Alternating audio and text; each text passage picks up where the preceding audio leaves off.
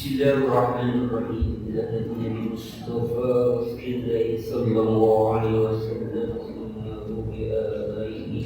وإخوان من الأنبياء والمرسلين ولكل الصحابة أجمعين والعلماء الصالحين والمشايخ في الدين والفقهاء والمحدثين والمفسرين ثم بآبائنا وأمهاتنا وأجدادنا وجداتنا وأعمامنا وأمهاتنا وأخواننا وأخواتنا ومشايخنا والمسلمين والمسلمات والمؤمنين والمسلمات في شركة محمد معروف بن عبد الرحمن ولي الشيخ محفوظ والشيخ سيد عثمان فاروق محمد راوي والشيخ سياسي عيسى الفارس إسماعيل زين اليمني والشيخ محمد باقي والسوقي والشيخ الوهاب بن عبد الصمد والشيخ محمد الشافعي الزامي والشيخ العلمي والشيخ أبي سيد أبي الكاس والشيخ أبو محمد المغربي والشيخ محمد أمين عبد المجيد اللهم الفاتحة.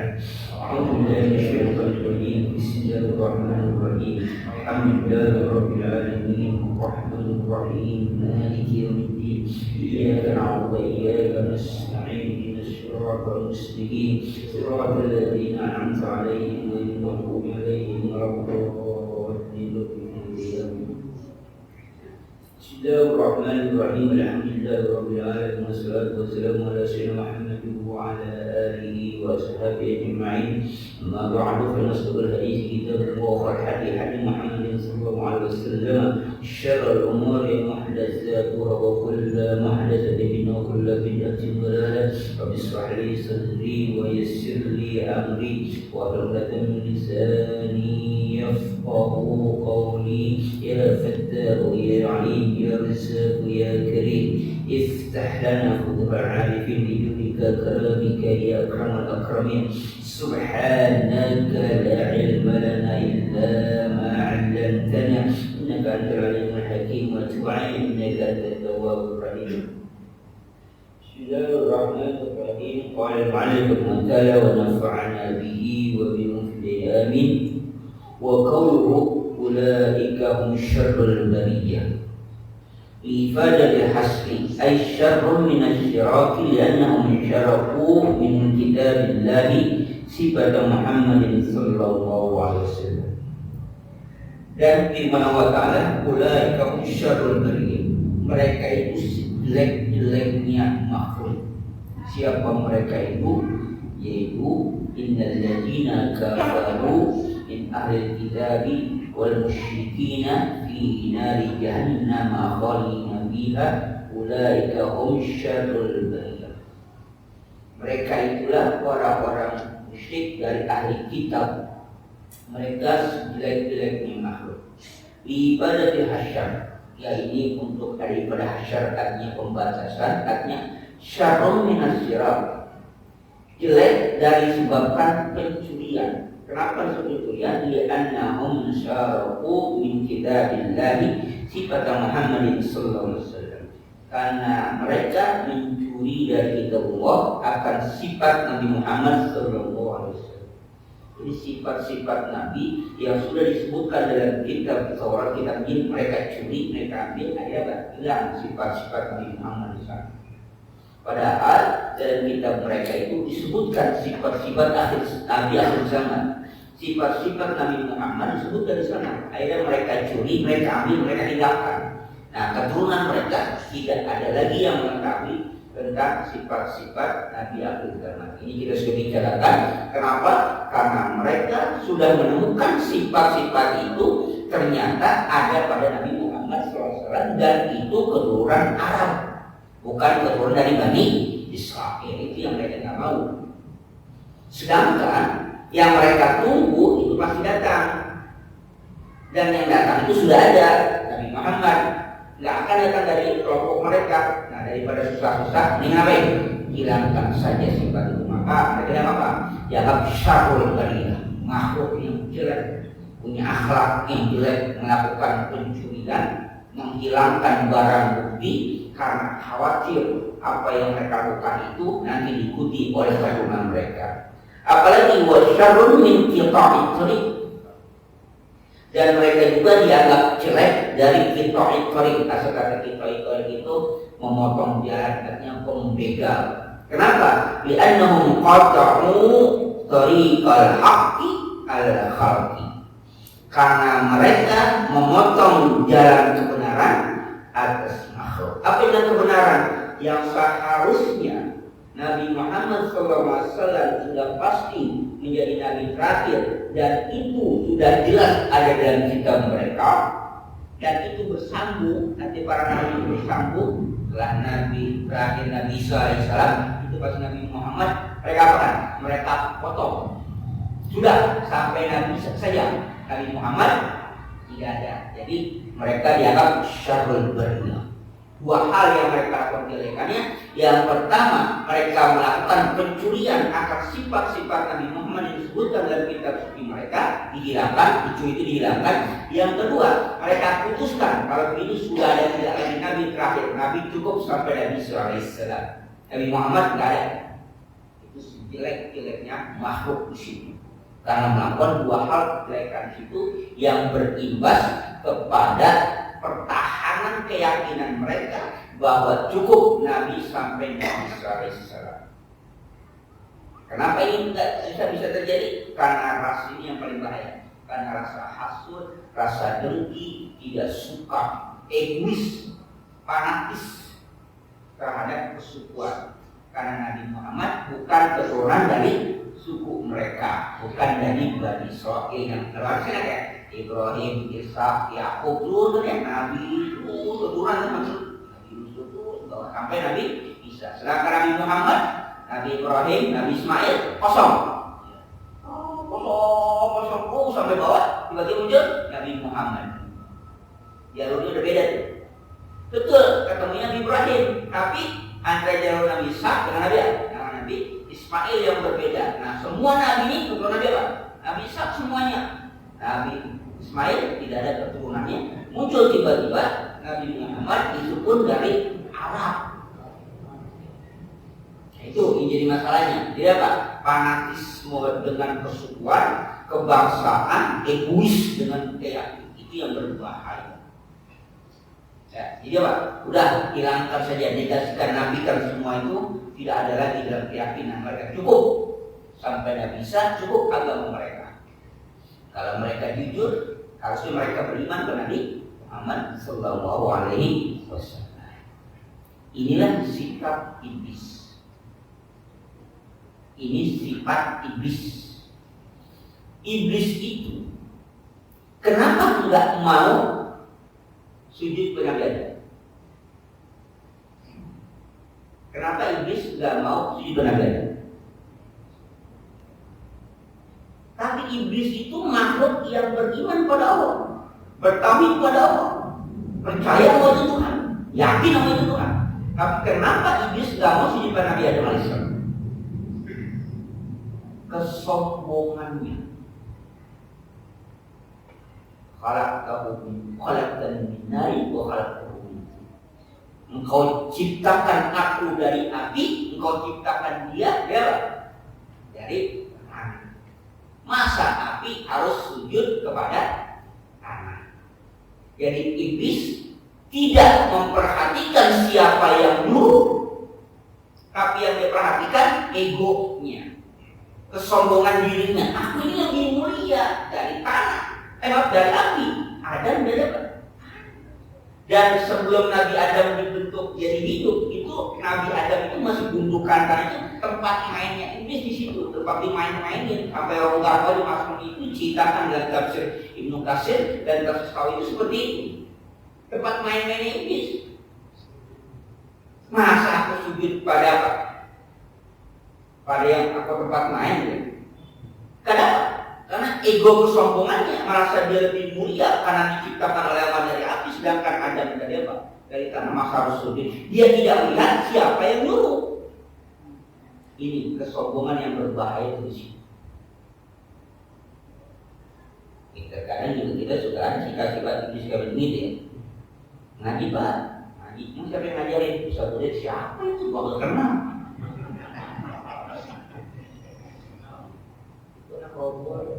Anak siapa?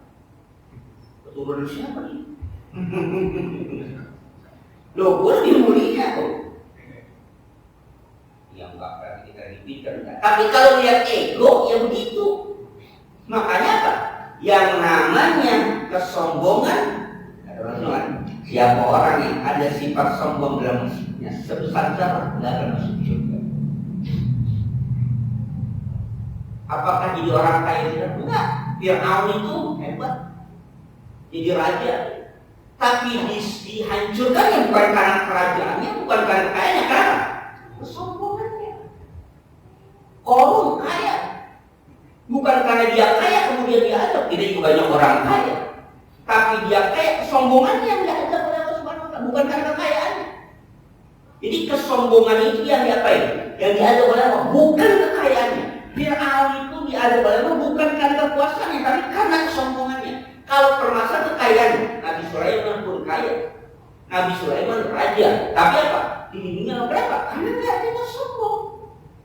Yang lebih parah udah miskin sombong gitu namanya. Kaya sombong aja, yang miskin sombong aja.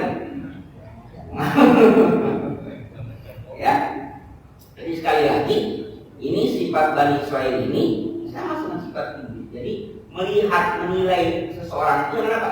Dengan latar belakang keturunan, latar belakang penciptaan. Jadi melihat kemuliaan itu dengan apa? Dengan latar belakang keturunan, latar belakang penciptaan dan macam. Bukan dengan kemuliaan diukur dengan ketakwaan. Maka jelas atau mengatakan inna akramakum indallahi atqakum. Jelas harus diponis. Pokoknya yang namanya kemuliaan itu apa? Hanya ketakwaan benar. Bukan kekayaan, bukan keturunan, bukan kegantengan, bukan juga kecuali. Jelas Al-Quran mengatakan seperti itu. Ya, itu. Jadi kita harus tahu akar permasalahannya seperti apa. Artinya jangan sampai kita kayak begitu gitu. Ya, jangan sampai kita kayak begitu. Kaya silakan, jangan sombong. Cakep silakan, jangan sombong. Pinter silakan, jangan sombong. Miskin sombong keterlaluan. Nah, selesai permasalahan tapi walamma dzakara dzikral asqiyai dzakara badru dzikral su'ada. Setelah Allah selesai membicarakan tentang orang-orang yang celaka, yang sengsara, orang-orang kafir, orang-orang musyrik itu, dzakara badru dzikral su'ada. Kemudian Allah menceritakan tentang orang-orang berbahagia, orang senang. Itu biasa.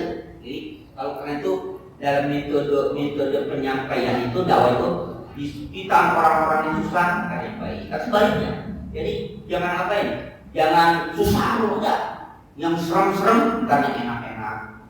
Ya.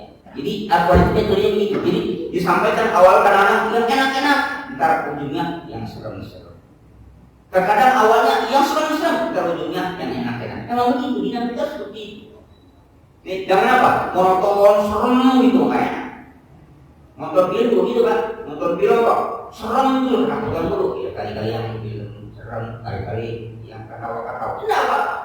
Jangan apa? Monoton. Jadi Al-Quran itu punya metode dalam menyampaikan itu kan. Metode dakwah itu, ya kan sampaikan apa? Yang artinya yang serem-serem nanti neraka. Tapi nanti apa? Ada nanti surga. Nah, setelah Allah ceritakan orang-orang musyrik, orang kafir dan mereka akan syarrul bariyah, Allah ceritakan innal ladzina amanu wa 'amilus sholihat. Sungguhnya orang-orang yang beriman dan beramal saleh.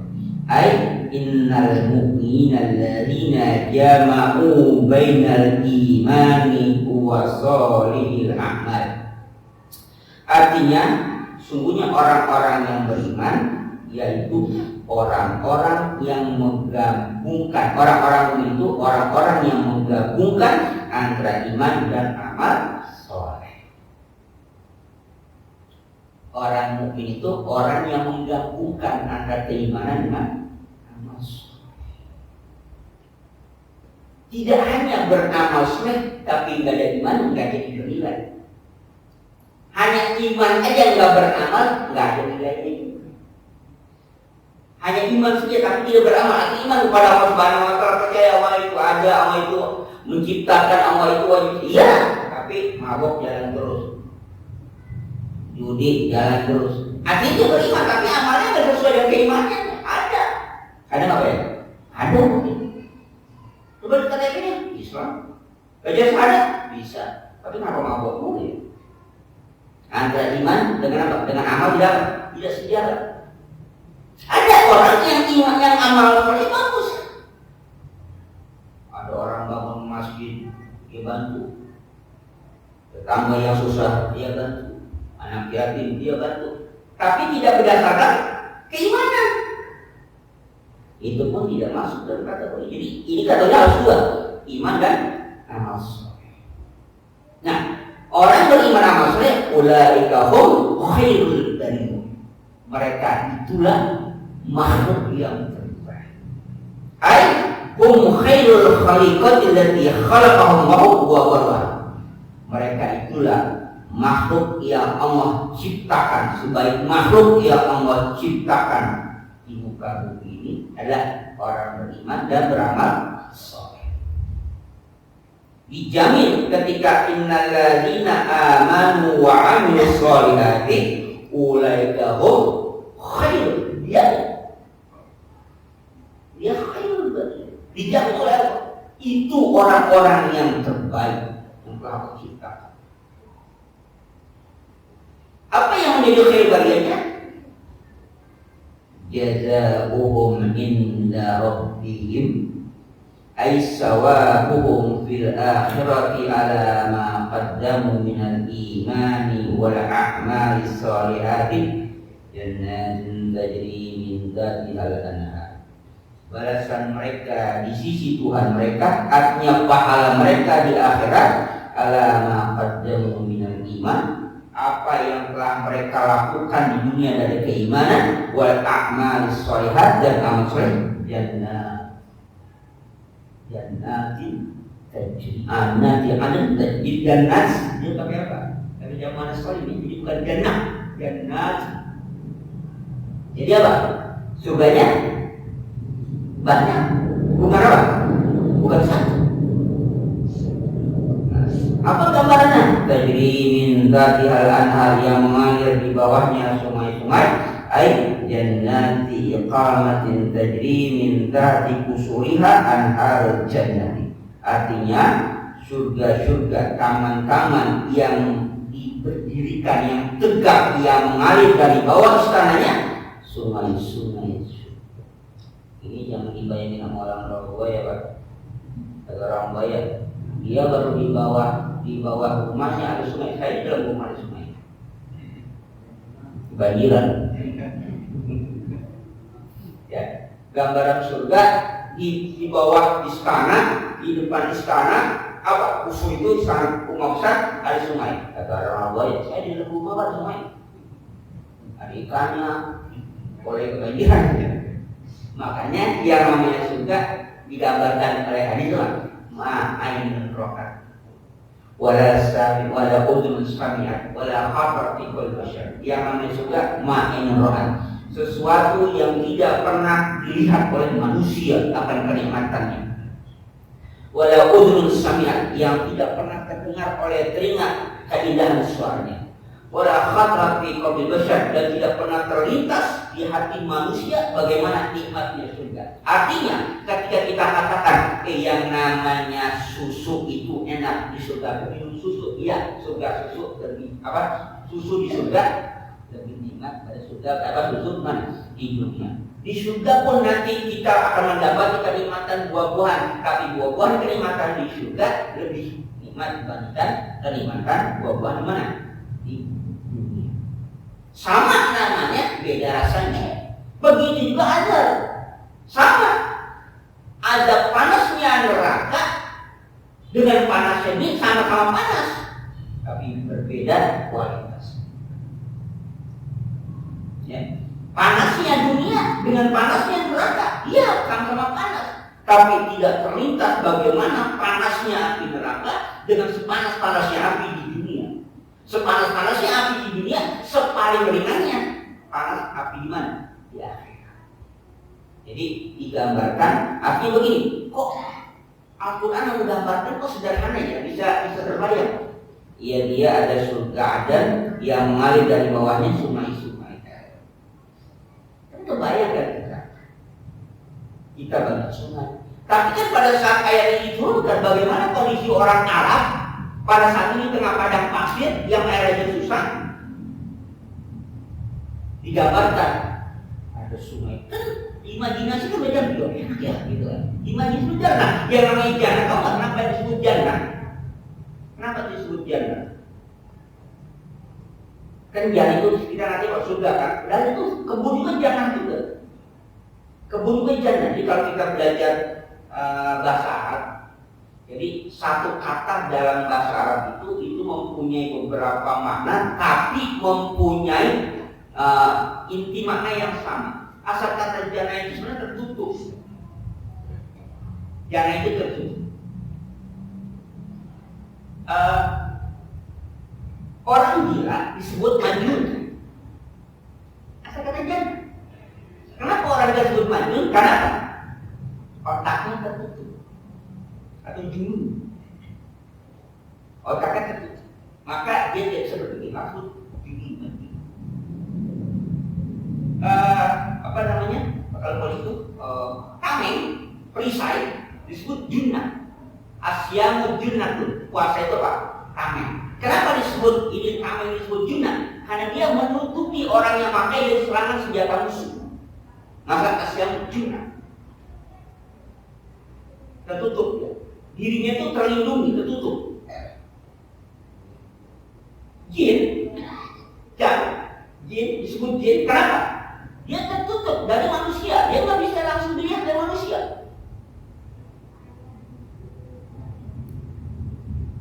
Dalam perut janin.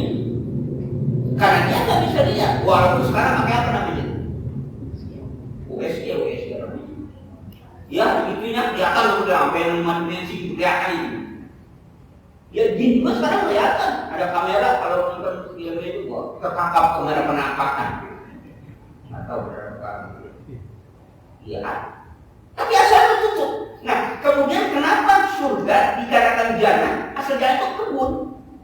Karena dia menjadi sebuah jannah apabila kebun itu tanahnya tidak terlihat karena tertutupi dengan rimbunnya rumput-rumputan dan tidak tembus sinar matahari karena rimbunnya pohon-pohonan gitu. Gambarannya disebut jannah.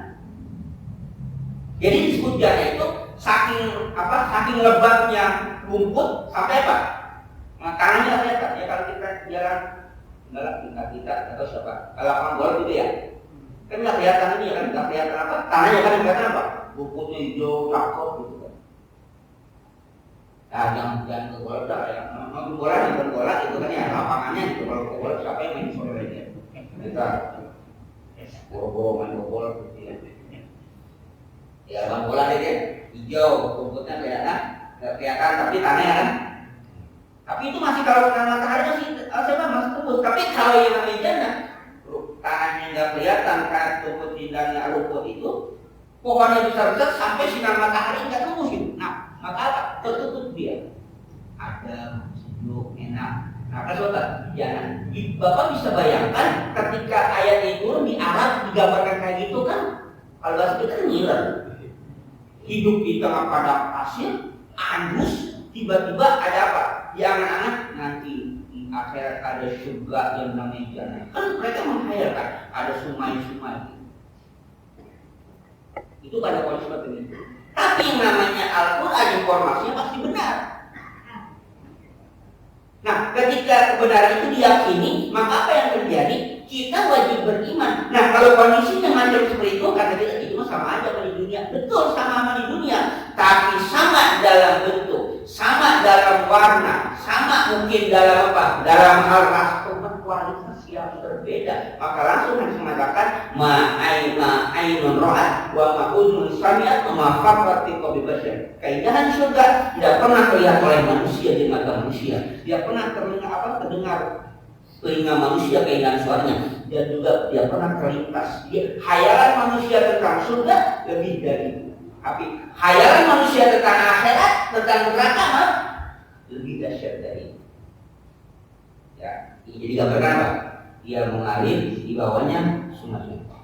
khalidina fiha abada. Orang beriman, beramal soleh, mereka kekal di dalamnya selama-lamanya. Aimakisina fiha abada, mereka tinggal di dalamnya selama-lamanya. La yamutuna wala yakhrujuna minha, mereka tidak mati dan tidak keluar dari surga. Wa hum fi na'imin daimin la yanqadi, mereka pada kenikmatan yang abadi yang tidak terputus. Hakikat sono. Syaratnya cuma dua, apa? Amanu wa amilus sholihat. Syarat dua, amanu wa amilus sholihat. Iman dan beramal soleh. Begitu. Jaminannya selesai, nggak ada ragu. Maka ada salah seorang sahabat Rasulullah yang istilahnya, yang berkomitmen sama Rasulullah. Apakah puasa itu diwajibkan? Dia diwajibkan puasa Ramadan sunat. Saya itu enggak sunat. Apakah sholat itu diwajibkan? Dia yang diwajibkan. Saya itu enggak sunat. Dan sebenarnya kan, kemudian dikatakan aku akan kerjakan semua itu, tidak melebihkan, tidak kurangkan. Kata Rasulullah, dakhala jannah inshallah. Kalau dia benar pasti masuk surga. Kenapa? Yang dikerjakan yang wajib saja, yang sunat dikerjakan. Jadi kita tanya, apakah sholat yang fardu itu 5 waktu itu wajib? Iya, dikerjakan. Yang lainnya tidak sunat. Apakah puasa Ramadan itu wajib? Iya, yang lainnya tidak sunat. Dikatakan kalau yang wajib itu dia kerjakan, tidak dia kurangi, tidak dia lebihkan. Kata Rasulullah, dakhala jannah inshallah. Dia masuk surga kalau dia benar. Artinya apa? Kalau yang wajib itu dikerjakan semua pasti masuk surga. Iya. Tapi kadang-kadang kita yang wajib dikerjain maksiat itu jalan terus. Kan kita kerjain juga, iya, tapi kan maksiat. Enggak mau pernah maksiat, iya, nggak ketahuan sih. Maksiat kita kan nggak ketahuan, yang merasakan kan kita. Maka kita sering menghitung to'at, tapi jarang menghitung maksiat kan. Dari pagi kayaknya udah ibadah mulu kan, udah mulai sholat berjamaah subuh di masjid, pulang ngopi, sholat duha, rebahan, duhur ke masjid lagi, nggak ada maksiat kayaknya. Sampai malam Kamis ini masih ngaji, terpulang nonton TV, ngopi, makan, tidur. Malam jam 3 tahajud, udah malam udah bangun. Kayaknya udah ibadah mulu kan, kayaknya nggak ada dosanya gue nih. Masuk surga kayaknya sih. Kali kita hitung apa? To'at mulu kan? Nggak pernah kita menghitung maksiat. Berapa mah nggak ada. Karena kalau kita hitung maksiat, alhamdulillah. Nggak tahu maksiat itu apa. Kan kita yang tahu, maksiat kita yang tahu. Tapi kadang-kadang kita menutupi kemaksiatan kita. Yang kita tonjolkan ketaatan kita. Ya, maka dikatakan dia akan dinilai yang penting. Tidak akan terus dinikmati. Nah, inilah yang paling dinikmati dan paling tinggi posisi pada kenikmatan di dunia dan akhirat. Apa? Radhiyallahu anhum wa radu anhu. Allah ridho kepada mereka dan mereka ridho kepada Allah. Radhiyallahu anhum bima qaddamu fid dunya min ta'atin wa fi'lis shalihat. Allah ridho pada mereka yang telah mereka kerjakan di dunia, di ketaatan dan fi'lis sholihat, amal-amal soleh yang dikerjakan Allah ridho, Allah terima. Wa radu anhu bima atahum min al-khairati wal karamati, dan mereka pun orang yang beriman pun ridho kepada Allah. Apa yang diberikan? Bima atahum, dari yang Allah berikan kepada mereka min al-khairati wal karamati. Dari apa? Dari kebaikan dan kemuliaan. Ini nggak gampang, Pak. Ridho terhadap Allah itu nggak gampang. Terkadang kita terima tapi nggak ridho. Rumah. Jadi yang namanya Allah ridho kepada kita gampang. Tapi kita ridho kepada Allah itu yang susah. Jadi tidak gampang pemberian Allah pada kita itu. Kayak kita katakan tadi, dari sholat subuh sudah berjamaah, pulang dia sholat duha, entah sholat duha sudah berjamaah lagi, sholat asar dia berjamaah, maghrib dia berjamaah, isya dia berjamaah, nanti dia bangun tahajud, tapi hidup gua begini-begini aja. Tetangga gua sebelah boro-boro sholat berjamaah, yang namanya sholat fardu aja kadang-kadang sholat, kadang-kadang kagak. Tapi kok gua begitu aja nggak itu? Itu namanya nggak itu. Dengan yang Allah berikan dari itu namanya enggak ridho, ngasih memperhitungkan. Masa iya begini? Kayaknya Allah sekarang rapat kayak ini.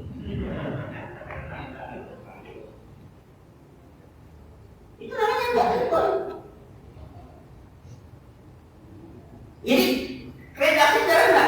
Radhiyallahu Allah ridho pada. Apa ridhonya? Allah terima amal ibadah pada Allah itu. Allah terima amal itu.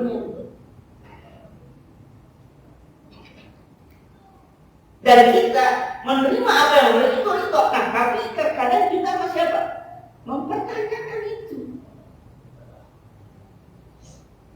Keriduan itu, keikhlasan itu membukakan jalan, membebaskan orang dari segala permasalahan. Orang berbuat maksiat, berbuat salah pada kita ridho, selesai urusan.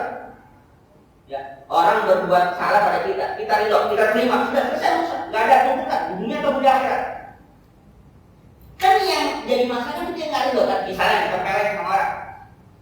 Ketika kita lapor polisi karena kita nggak ridho kan, nggak terima kan? Itu karena kita nggak ridho, panjang urusan. Yang namanya keridoan itu membuka jalan, memudahkan jalan kita untuk jalan yang lain, itu keridoan. Sederhana, ada sebuah hadis mengatakan, "Ayu mamra'atin matat wa zawjuha radin dakhala jannah." Paham nggak artinya? Nggak paham, bagus. Karena kalau paham, ini juga. Ayu mamra'atin matat, istri mana saja yang wafat, wa zawjuha radin, suaminya ridho, dakhala jannah, itu bini masuk surga. Bisa terima nggak? Hadis mengatakan ayu mamra'atin matat, istri mana saja yang wafat, wa zawjuha radin, suaminya ridho, dakhala jannah, masuk surga begini. Gampang masuk surga dia. Cuman apa? Minta keduan. Ini yang nanya, Bang. Kalau saya mati abang ridho banget kan? Benar nggak masuk kan? Iya. Mati aja juga. Ternyata ridhonya bukan ridho gitu. Emang apa ridho banget Bang? Iya kalau belum mati mah nggak bisa nambah. Yang dimaksud dengan ridho apa yang dilakukan oleh sang istri, kesalahan apapun yang ada pada suaminya, suaminya ikhlaskan, nggak akan ada tuntutan. Dan kalau tujuan nanti bini masuk surga Pak. Jadi keriduan kita itu mempermudah jalan orang. Jadi jangan kita apa? Mempersulit orang lain. Ya mudah-mudahan kita pun dipermudah. Itu ridho itu membuka jalan. Maka ketika Allah ridho kita ridho selesai. Bagaimana kalau Allah ridho kita nggak ridho? Nggak beres. Allahnya ridho, tapi kita yang nggak ridho, dan nggak bisa juga. Kenapa nggak ridhonya? Itu tadi masih hitung-hitung aja gitu Pak.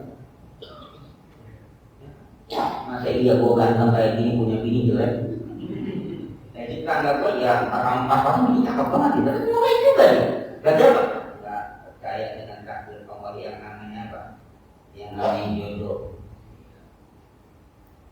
Kerja pertama di siang malam tapi gue misi juga. Nah sama. Katanya yang halal, kerja yang halal, yang haram takut nggak kayak dia takut tetangganya sebelah pasang pakok mulu dapat dia menang dia. Kok kenapa Tuhan sih kan dia pasang pakok dapat dia. Gue yang kerja nggak dapat. Nah kan begitu. Diperhitungkan segala perbuatan Allah. Kerja apa? Nggak itu. Itu kan. Bukan balik. Allah tidak. Sekarang apa? Yang kayak gitu zalika liman khasyia. Zalikal jazaa was thawabul hasan liman khafa Allah wa taqwa. Pahala yang baik itu, balasannya yang baik itu liman khafa Allah wa taqwa. Itu diperuntukkan bagi orang yang takut pada Allah dan bertakwa pada Allah. Wa liman khafa maqama rabbi wa nahaa nafsa 'anil hawa fa innal jannata hiyal ma'wa. Ya kan dia. Wa Wa man khafa maqama al-hawa fa innal jannah. Yang orang yang takut pada Allah dan dia menghentikan dari hawa nafsunya, fa innal jannata hiya. Fa amma man khafa wa asara hayatad dunya fa innal jahima hiya. Kalau orang yang khafa dia, yang zalim dia, wa asra hayatad dunya, memprioritaskan mementingkan kehidupan dunia, fa innal jahima hiya ma'wa, neraka jahanam menjadi apa? Tempat kembali. Tapi apa? Wa amma man khafa maqama rabbi wa nahan nafsa 'anil hawa fa innal jannata hiya ma'wa. Sederhana. Pembedaan sederhana. Surga neraka, yang ini khafa wa asra hayatid dunya, ini khafa maqama nahan 'anil hawa nafsa. Selesai. Surga neraka. Jadi semua itu diperuntukkan orang yang takut pada Allah Subhanahu wa taala dan dia bertakwa an maksiati maulahu, dan dia menghentikan dari berbuat maksiat kepada Tuhan. Jadi ciri dari takut apa? Menghentikan kemaksiatan, dari takut. Nah, maka di bawahnya nanti kita ada tambih, ya, kita lihat. Ayat di atas itu kan bicara tentang apa? Tentang wa ma umiru illa liya'budullaha mukhlishina. Tentang apa? Ikhlas. Kenapa itu? Al-ikhlas huwa lubbul ibadah. Ikhlas itu lubbul ibadah. Otaknya ibadah ada di ikhlas. Jadi lubbul ibadah itu artinya apa? Ikhlas. Artinya kalau ikhlas, kalau ibadah nggak ada keikhlasannya, nggak punya otak. Ya. Kalau ibadah tidak ada ikhlasnya berarti nggak punya otak. Kayak kita makan, orang gila makan, kan sama-sama makan kan, tapi berbeda antara orang sadar, orang berakal dengan orang gila. Kenyangnya itu sama-sama kenyang. Jadi ada orang beribadah tapi nggak ada ikhlasnya, berarti nggak punya otak, nggak ada duduk, nggak ada nilai. Orang yang beribadah dengan ikhlas itu kayak orang kerja punya gaji. Sekecil apapun pekerjaan dia, ketika dia ada nilai ikhlasnya, kalau pada Allah, kalau pada manusia namanya ada perintahnya, maka akan dapat gaji. Tapi kalau dia kerja nggak ada nilai ikhlasnya, nggak dapat gaji. Faqad jaa fi haditsil qudsi, ana afdal aghniyai an-syirk, wa man 'amila 'amalan usyrika fihi ghairi rabbu wa syarikan. Aku afdal aghniyai, aku yang paling kaya di antara yang kaya, kata Allah. Abdul Agniya, aku ini Abdul Agniya, aku yang paling kaya di antara yang kaya. Anisyik, jadi apa? Sekutu-sekutu muslim. Jadi kalau ada orang Muslim mau paling kaya, maka siapa orang yang beramal mengatur suatu pekerjaan dan dia sekutukan aku, dia musyrikan aku, gue di paling yang lainnya, Arabku wasiku, aku tinggalkan. Artinya apa? Ada orang bekerja, melakukan pekerjaan, tapi bukan karena Allah tinggalkan. Kenapa? Allah butuh. Maka kemudian waqad qasama al-ulama al-amala ila sajaksa. Ulama membagi amal itu tiga macam. Ma'murat, wa manhiyat, wa mubahat. Yang diperintah, yang dilarang, yang ubah. Perintah, larang, ubah, itu boleh. Amal ma'murat wal ikhlasu fiha bi aysida bi amali wajh Allah. Yang diperintahkan itu al-ma'murat, maka fal ikhlasu fiha, maka harus ikhlas mengerjakannya, yasidu bi amali wajh Allah. Dia harus bermaksud mengerjakannya hanya karena Allah Subhanahu wa taala. Wa in kana niyyatu li ghairi wajhillah fal amalu riya'un mahdhun marbutun. Kalau kerjaan yang diperintahkan enggak karena Allah, maka itu riya, makhluk itu yang sejati, benar-benar riya, marbutun, ditolak. Kalau kerjaan yang diperintahkan dituntut niat karena Allah, nggak boleh karena yang lain, harus ada niatnya. Sedangkan wa ammal manhiyat fa in tarakaha biduni niyatin kharaja an jadiha. Adapun sesuatu yang dilarang, kalau dia tinggalkan dilarang itu tapi enggak niat dilarang itu karena niat karena apa? Kharaja dia, maka keluar dari jaminan apa? Walam yakun lahu ajrun fi tarkiha, enggak dapat pahala ketika ditinggalkannya. Nah, wa in taraka ibtiga wajilan kana majrur ala tarkiha. Kalau dia tinggalkan karena Allah, majrur, diberi pahala, diberi ganjaran ala tarkiha untuk meninggalkannya. Kalau perbuatan maksiat dia tinggalkan nggak pakai niat, nggak dapat pahala, tapi tinggalkan pakai niat dapat pahala. Tapi juga nggak jadi syirik. Contoh, ada mangga akan punya tetangga, enak juga di mangga ini, mendak mengambil mangga, tapi akhirnya nggak jadi. Nah, nggak jadinya ada kemungkinan. Kalau nggak jadi akan ada kawan nasib, nggak jadi pahala. Ada orang dia. Tapi kalau nggak jadi, ya Allah dosa.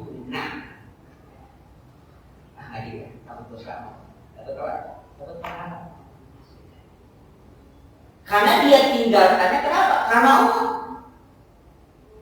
Jadi harus diniatkan.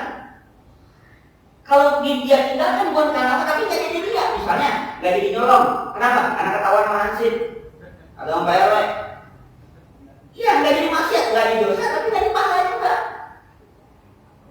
Karena apa? Kayak yang namanya perbuatan baik, diniatkan untuk berbuat baik, itu niatnya udah pahala satu, Pak. Ya, niat baik, baru niat ya, sudah pahala satu. Maka baca-baca kan niat baik, Pak. Besok kalau sudah ke akhir nggak jadi, niat ada satu pahala, Pak. Ya, besok menjamaah ke masjid kayak nggak jadi, udah pahala itu dicatat malaikat satu, Pak.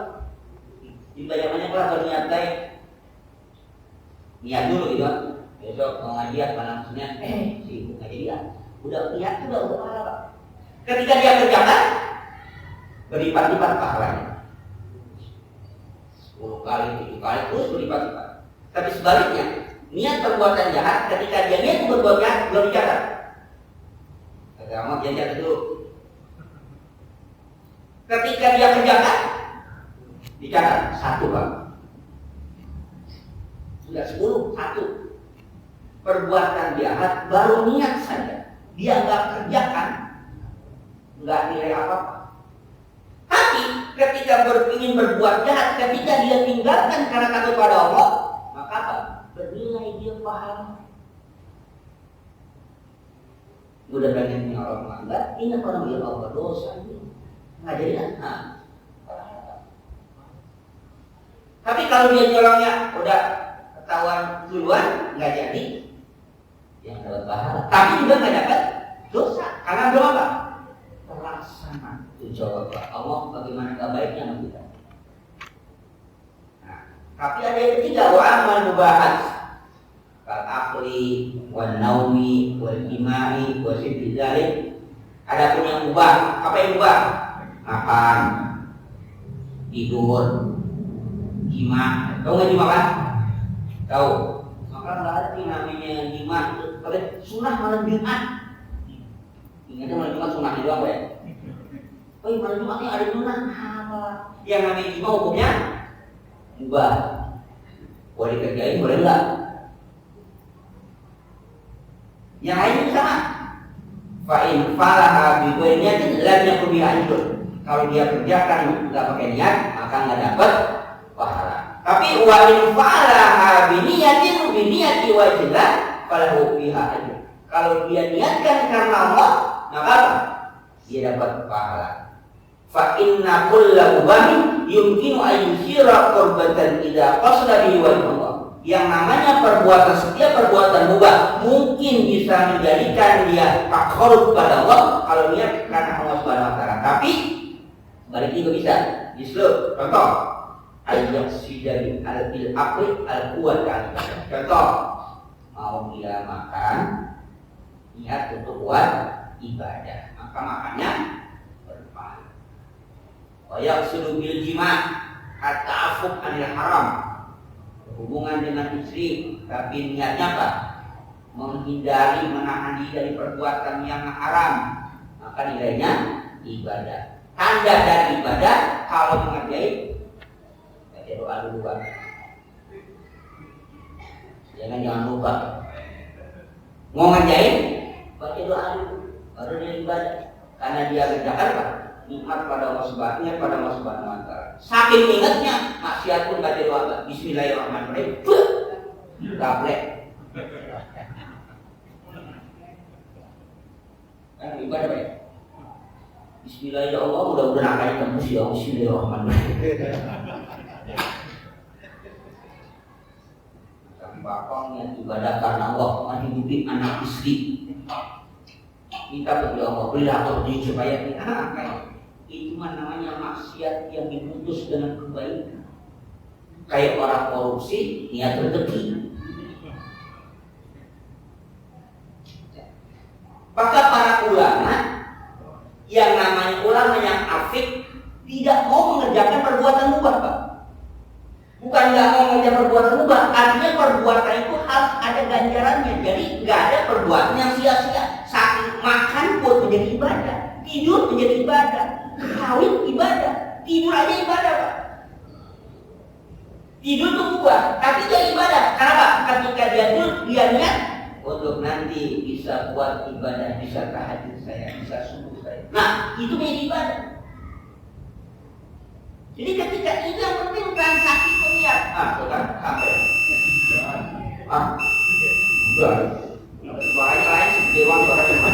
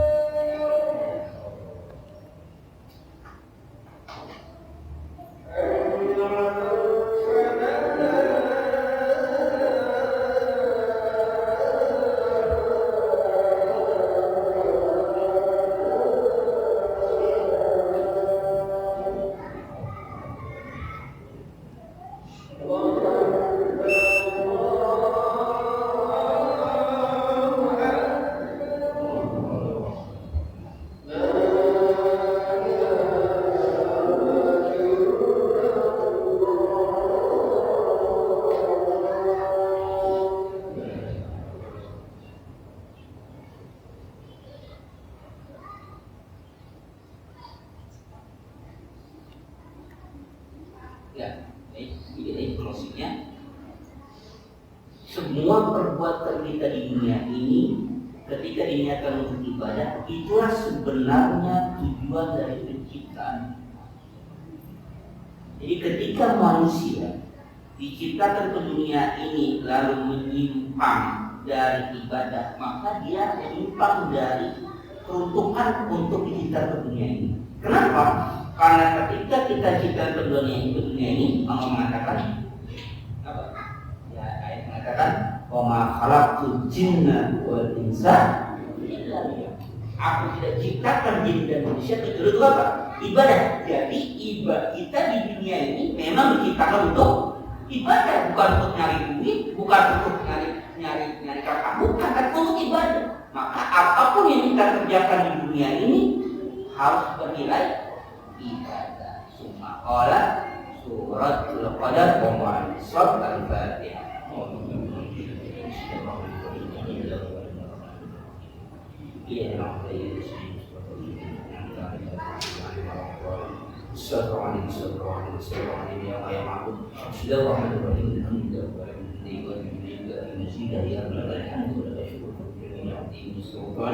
اللهم صل وسلم على رسول الشارع الأخيار مفتاح باب اليسر سيدنا محمد مختار ولا بحار آخر العادة وانفعنا ما علمتنا وعلمنا ما ينفعنا وارزقنا علما ينفعنا وزدنا علما عما نقول هذا نعوذ بالله من هذا وارزقنا علما نافعا وفعلا زكيا من قبل قلبا منورا لسانا ذاكرا قلوبنا سليمين ورزقا كثيرا وجنا عالم طيبا ورقا فيه واولادا صالحا فقيها عريفا اديبا عالما توفيقا حسنا برحمتك يا ارحم الراحمين اللهم الحق حقا اتباعا والباطل باطلا وحسن اجتنابا علم هذا مرحوما وتكون معصوما وثبت قلوبنا على محبه رسول الله واسمعنا الى سنه رسول الله وتوفنا على مله رسول الله واصلنا في زمره الناجيه واجعل المؤمنين شر حبك حبا ما يحبك حبا ما يقرب الى حبك ومن حبك احب الينا من المال فان سمع وتقبل منا انك انت السميع واطمئن الى جدول ربنا اتنا في حسنه وفي الاخره حسنه وقنا عذاب النار سبحان النبي الامي ولا اله وصحبه وسلم سبحان ربك رب العزه عما يصفون وسلام على المرسلين والحمد لله رب العالمين تقبل الى الكريم